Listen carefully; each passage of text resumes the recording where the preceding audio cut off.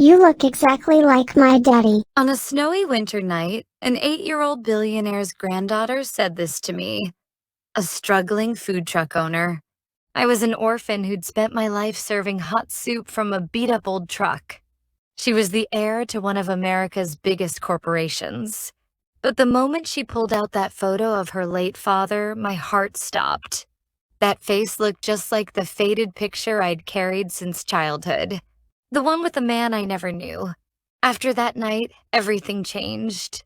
Before we begin, please hit that subscribe button and drop a comment letting us know where you're watching from. We'd love to hear from you. Thank you so much for joining us today on Heavenly Life. Snow was falling that night too.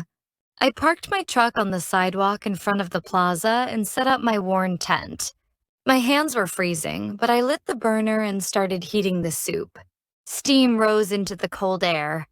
I'm Ethan Skye, 28 years old, running a soup kitchen truck. Buy 2 bowls, get 1 free. My voice scattered into the icy air. There weren't many customers, but that was okay. This work was all I had.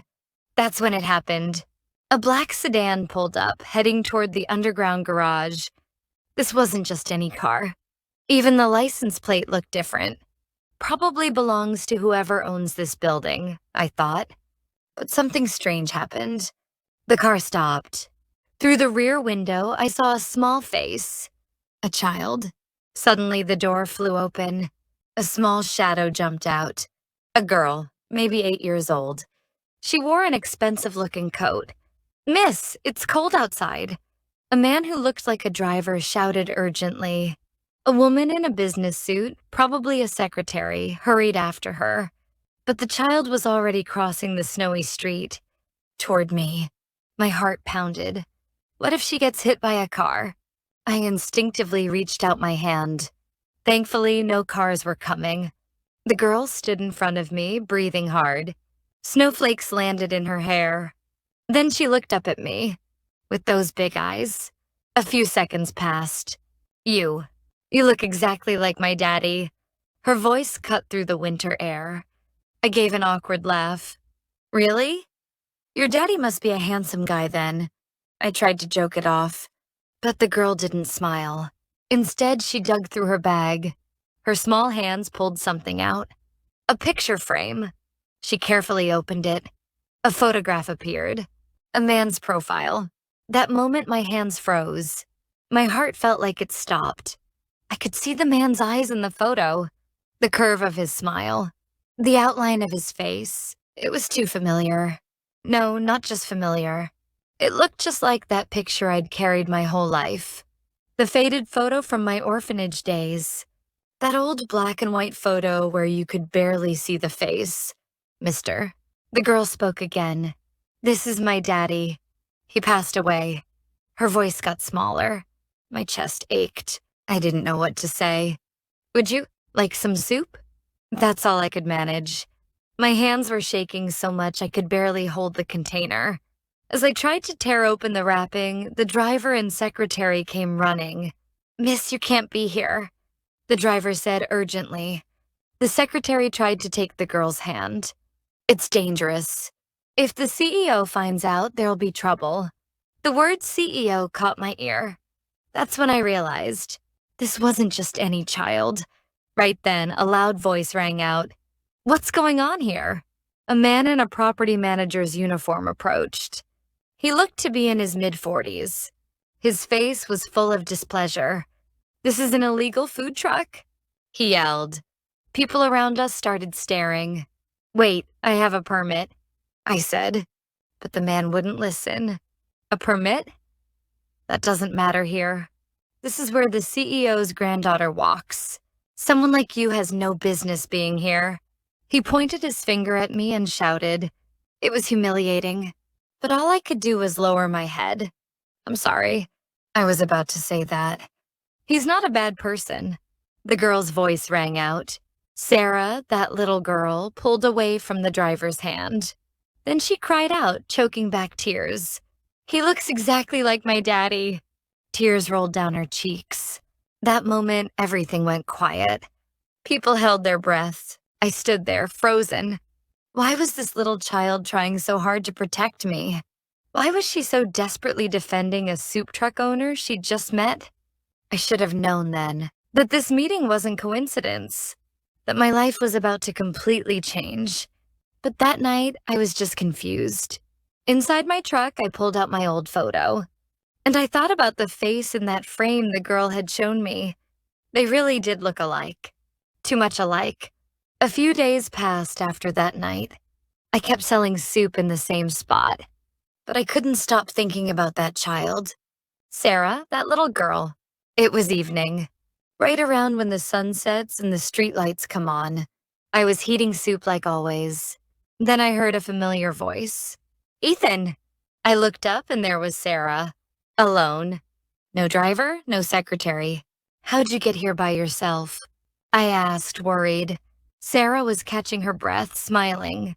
After school. When my nanny was on the phone, I snuck out. I got concerned.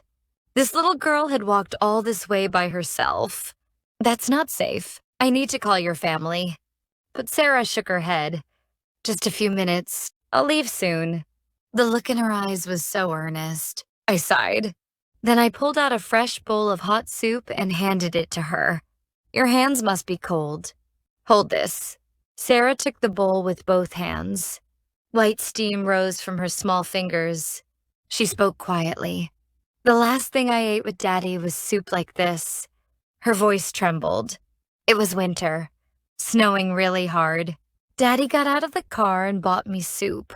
Tears welled up in Sarah's eyes. That was the last time.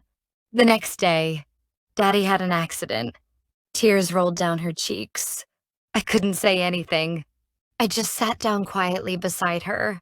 After a long while, I finally spoke. I don't know what my dad looks like either. I told my story for the first time. I grew up in an orphanage. A grandmother took me in later, but I don't know anything about my birth parents. Sarah looked up at me. You must have been lonely. Those words from an 8-year-old hit me hard. How could a child understand my heart so perfectly? Yeah, I was lonely. But thanks to Grandma, I learned how to make this soup. I pointed to the pot inside the truck. She taught me everything. How to make the broth, how to control the heat. She's gone now, but she's still here in this soup. Sarah nodded. Then she took a sip of the soup. It's warm. It reminds me of Daddy. After that day, Sarah came often, once or twice a week. Behind her mom's back, behind the nanny's back, she'd find her way to my truck. At first, I tried to stop her. Told her it was dangerous, that her family would worry. But when I saw the look in her eyes, I just couldn't send her away. Sarah started helping around the truck. With her small hands, she'd stir the soup, count the bowls, greet customers. One evening, I was teaching her how to make the broth. You stir it like this. Not too hard, though. Sarah followed my instructions. Clumsy, but serious about it.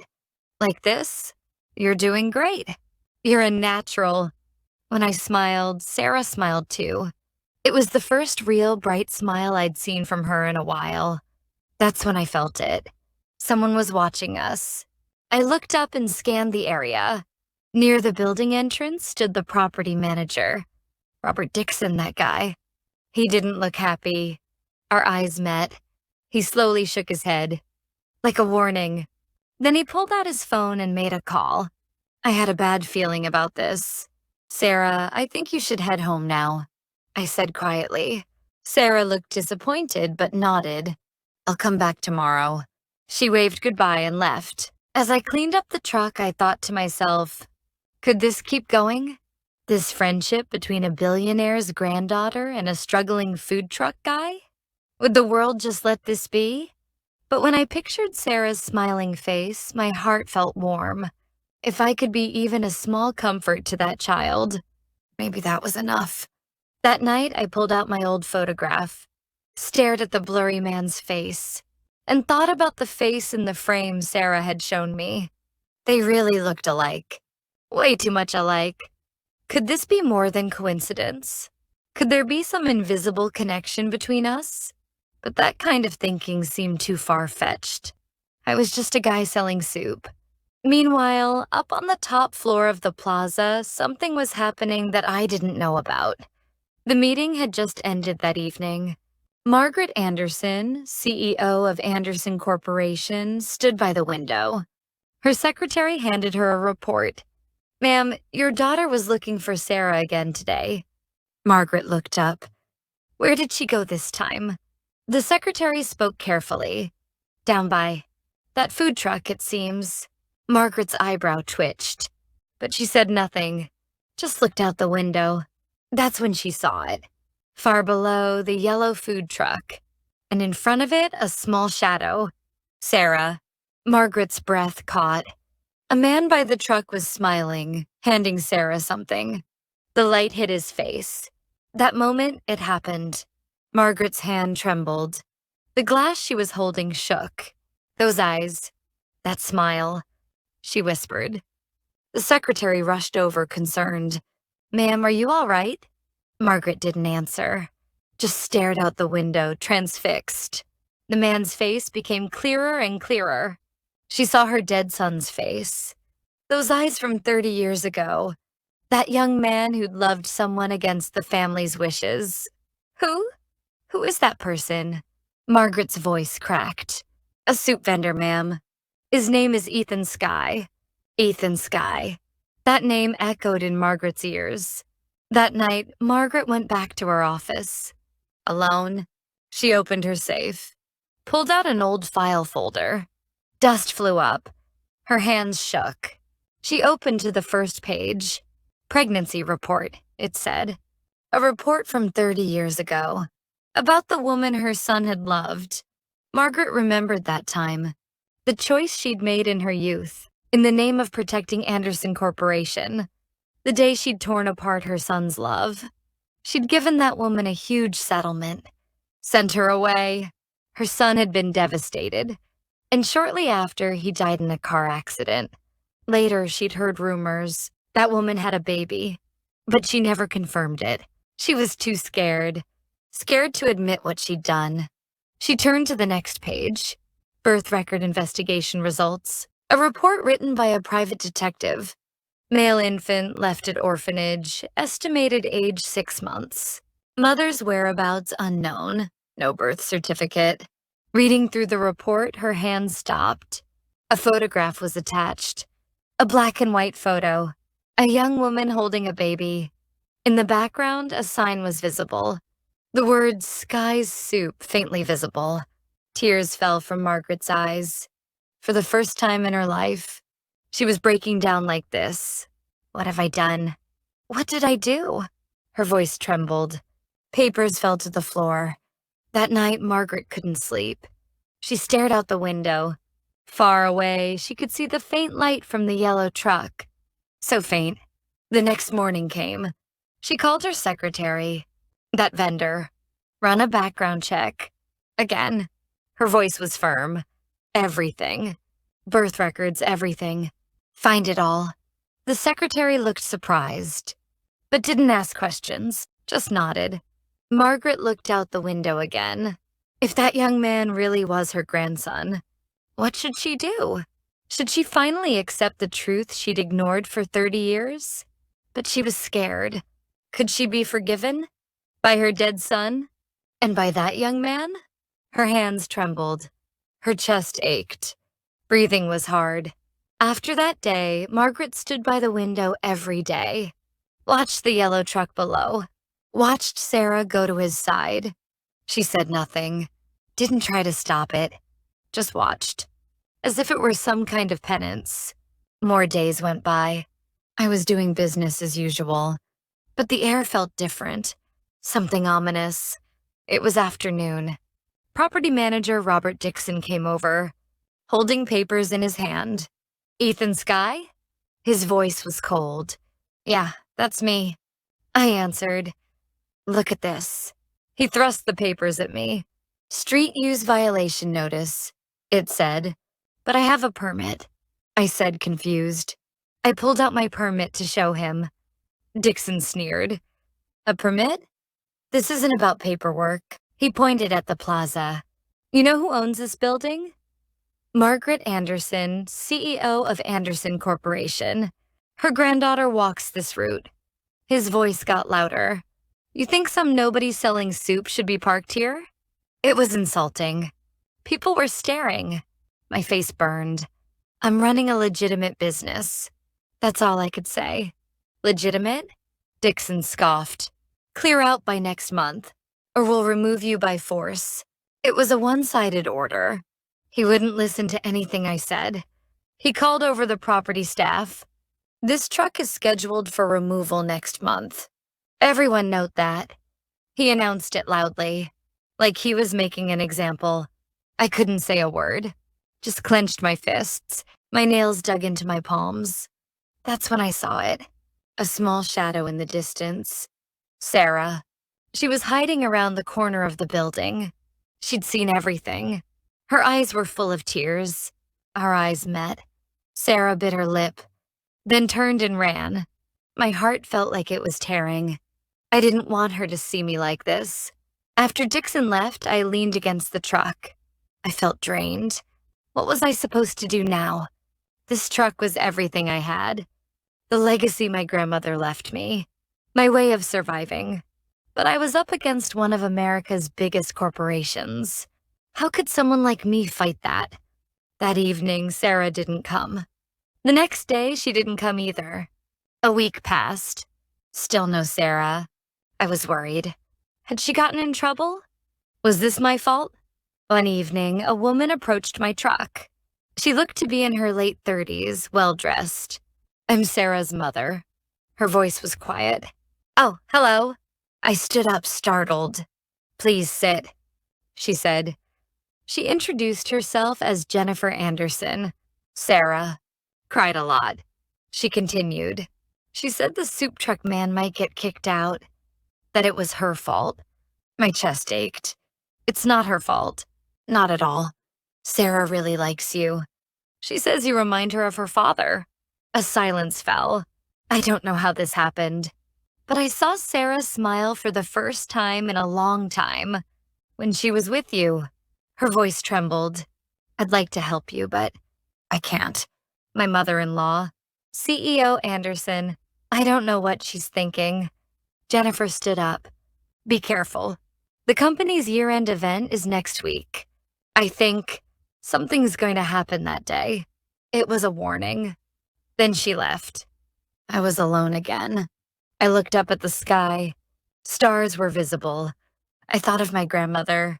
Ethan, when things are tough, look at the sky. Just like your name, the wide sky will protect you. But right now, even the sky couldn't protect me. The world was too harsh. Finally, the day arrived. The Anderson Corporation year-end charity event. The plaza lobby was decorated with Christmas trees and lights, all bright and festive. I was at my truck like always, heating soup. But my mind wasn't at ease. Jennifer's warning kept coming back to me. Around 6 in the evening, a police car pulled up. Property management staff showed up too. My heart raced. Robert Dixon came out with a megaphone. We've received complaints from residents.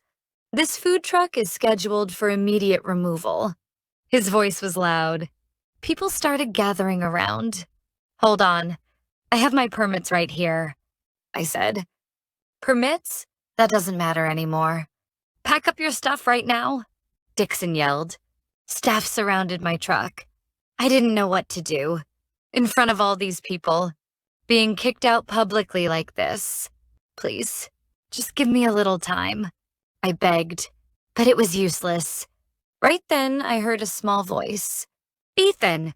I turned around. It was Sarah. She was running out of the building. Her secretary and driver were chasing after her. Sarah, no, I called out, but she didn't stop. She pushed through the crowd and ran to me, then stood right in front of me, using her small body to shield me. He's not a bad person, Sarah shouted. Dixon walked over. Miss, step aside. This is dangerous. He reached out his hand, pushed Sarah. It happened so fast. Sarah stumbled, slipped on the snowy ground, and fell. Sarah. I rushed to her. helped her up. Her knee was bleeding. Sarah was holding back tears, but she grabbed onto me tight. I'm okay. I'm okay. Tears rolled down her cheeks. Right then, the building's automatic doors opened. People poured out, men in suits and ties, reporters with cameras, and in the middle of them all was one person, Margaret Anderson, the CEO. She walked slowly down the stairs. Everything went quiet. Everyone held their breath. The CEO stood in front of us. She looked at Sarah. Then she looked at me. Our eyes met. Her gaze wavered. For a moment, something unreadable passed through her expression. Sarah looked up at her grandmother. Grandma, her voice trembled. This man, he's not bad. He looks just like Daddy. Her words echoed through the winter air. They filled the whole space. I stood frozen. I couldn't see the CEO's expression clearly, but I could tell her hands were shaking. Time seemed to stop. CEO Anderson slowly approached Sarah, helped her stand up, then spoke quietly. Are you hurt badly? Her voice was shaking, different from usual. Sarah shook her head. I'm okay, Grandma. The CEO looked at Sarah's knee, then slowly raised her head to look at Robert Dixon. Is this, her voice was low, is this how Anderson Corporation treats people? Everything went silent. Dixon's face turned pale. Ma'am, this is a misunderstanding, he stammered. A misunderstanding? The CEO picked up my permit from the ground, showed it to Dixon. You call forcing out someone with legal permits a misunderstanding? Her voice was ice cold. I tried to back away. I'm sorry. I'll just leave. But the CEO stopped me. Wait, Ethan Sky. She called my name. Exactly right. I looked at her, shocked. How did she know my name? The CEO gestured to her secretary. The secretary handed her a document folder. Your mother's name. Was it by any chance? She opened the folder. Was it this name? She showed me a paper. The name written there was the one I'd heard at the orphanage. How do you? I couldn't get the words out. What orphanage did you grow up in? What was your name before adoption? She kept asking. Everything was accurate. My hands trembled. How did she know all this? Tears fell from the CEO's eyes. I'd never seen anything like it. This powerful CEO was crying. She spoke. I pushed this boy's father away, before death ever could. People around us started murmuring. Camera flashes went off. The CEO turned to her executives. Bring me the DNA test results, she ordered. An executive handed her a document. She opened it. This person, she declared. He's my grandson. He carries our family's blood. Everyone started buzzing. They were all shocked. I stood there, frozen in place. Grandson? Me? The CEO turned to Robert Dixon. You're fired, effective immediately. Legal action will follow. Her voice was firm. Please, ma'am. Dixon dropped to his knees. But the CEO didn't look back. Instead, she instructed the security guards. Ban him from the premises. Guards escorted Dixon out. People watched it all happen. The CEO looked at me again. I'm sorry, she said. 30 years. I'm too late. But I want to ask for forgiveness now. I didn't know what to say. Everything was happening too fast. Me, a billionaire's grandson? My father was the CEO's son? My head was spinning. My chest felt tight. Sarah grabbed my hand. Ethan, her small voice. Does this mean we're really family now? I looked down at the child, then at the CEO. The CEO nodded. Tears kept falling. Before I knew it, I was crying too. The family I'd searched for my whole life. I never imagined I'd find them like this. People scattered from the plaza. The lobby lights went out one by one. Night deepened. I was alone in front of my truck, holding the document folder. The one CEO Anderson had given me. Birth records. Pictures of my father. Everything I'd searched for my whole life. But it wasn't easy to accept, suddenly being a billionaire's grandson. When I'd lived poor my whole life, I opened the truck door. Was about to turn off the engine when I heard footsteps. Ethan. I turned around. It was Jennifer. She'd brought Sarah with her. Are you all right? Her voice was careful. I nodded. Yeah, I'm okay. Just still doesn't feel real. Sarah stood beside me. Ethan? Her small hand took mine. Are we really family now? I looked down at her, at the bandage on her scraped knee. Does it hurt? I asked. No, not when you're here. She smiled. A pure, innocent smile. Seeing that smile warmed my heart. The word family started to feel real. Jennifer spoke. My mother-in-law. She's filled with regret. She's carried this burden alone for 30 years. Her voice was gentle. Take your time accepting all this. We can take it slow, becoming a family. Those were kind words. A moment later, more footsteps. This time, it was CEO Anderson. She was alone. No secretary, no driver. Could I buy a bowl of soup? Her voice was quiet. I quickly stood up. Yes, of course. I opened the pot. Warm steam rose. I ladled out a bowl. How much? The CEO asked. No, it's on me. But the CEO pulled out her wallet, handed me money. Please take it. It's a fair price for honest work. I took the money.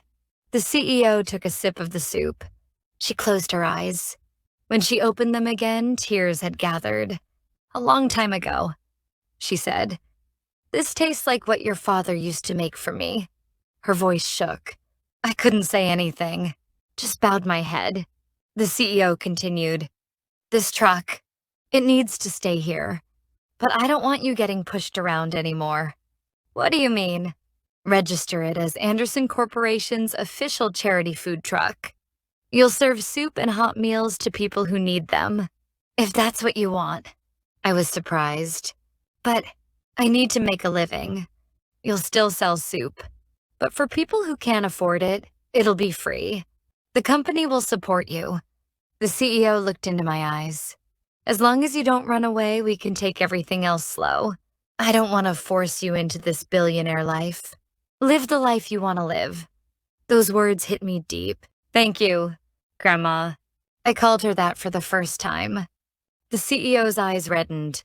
Thank you, she said, then slowly stepped back. Sarah came to my side. Ethan, can I help too? She asked. Of course. You're getting really good at making the broth. Sarah's face lit up. With her small hands, she grabbed the ladle. I sat beside her and we made soup together. Clumsy but sincere movements. Like this? Perfect. You're getting better every time. Snow started falling on the truck roof. White snowflakes quietly piling up. Steam rose from the soup, warm steam mixing with the cold winter air.